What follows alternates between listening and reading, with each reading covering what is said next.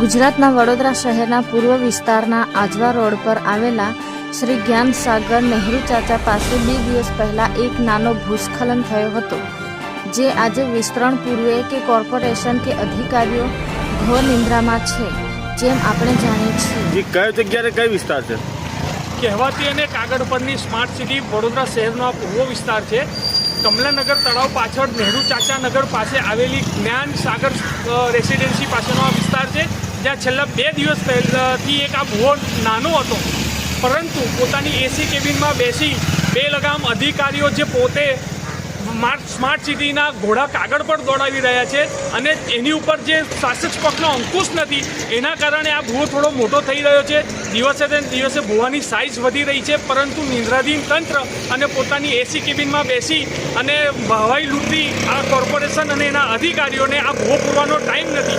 આ અવર જવર કરતો મુખ્ય માર્ગ છે, અહીંયા રોજના હજારો લોકો અવર જવર કરતા હોય। નજીકમાં શાક માર્કેટ અને આખું મોટું માર્કેટ ભરાતું હોય તો હજારો લોકો અવર જવર કરે છે।